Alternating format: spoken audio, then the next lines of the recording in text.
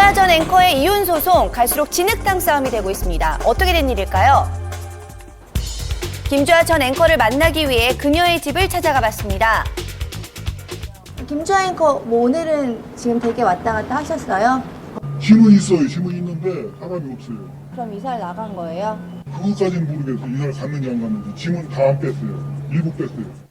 대신 이웃들에게 그녀의 근황을 들을 수 있었습니다. 내가 옆집에 사는데 조용했었는데 애기 데리고 아들 데리고 참 좋았는데 돌려도 좋고.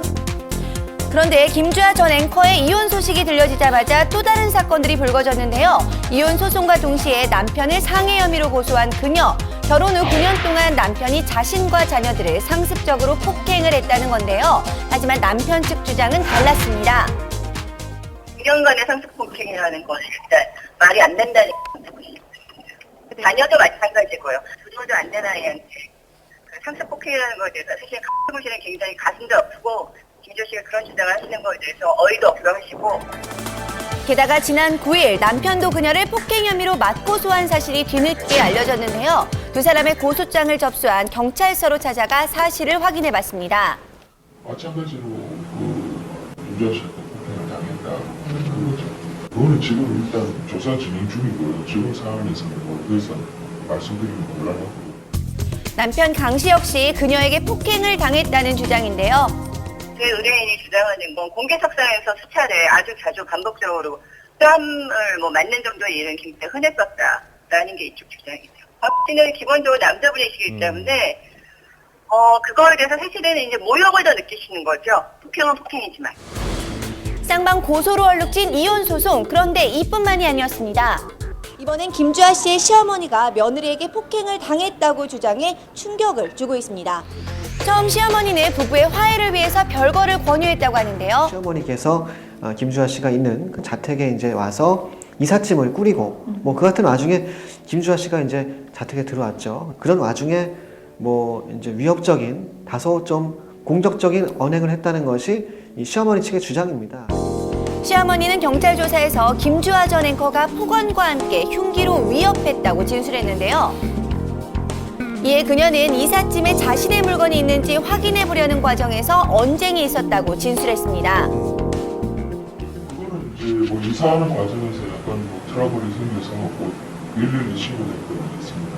뭐 신체적인 접촉이나 폭행은 없었다고 협박 관련해서 그 부분 지금 조사를 진행하고 있습니다. 외국계 증권회사의 간부로 재직 중인 남편 강 씨. 그런데 최근 대마초변으로 경찰 조사를 받고 혐의를 인정해 검찰에 송치되기도 했는데요. 국가서 검사 결과 음성 판정이 나왔기 때문에 이건 역시도 기소가 되기는 힘든 사안을 보여지고요. 아마도 뭐 기소 유예 정도로 되지 않을까라는 것이 경찰 측의 입장인 것 같아요. 폭행 사건으로 갈수록 복잡해지고 있는 김주아 전 앵커의 이혼 소송. 양측의 입장이 첨예하게 대립되고 있는 가운데 귀추가 주목되고 있는 상황입니다. 폭력과 상해의 주된 책임, 가해자가 누구인지에 따라서 이혼 소송 결과에 영향을 미칠 수 있습니다. 더 이상 큰 싸움으로 번지지 않도록 하루빨리 진실이 밝혀지길 바라겠습니다.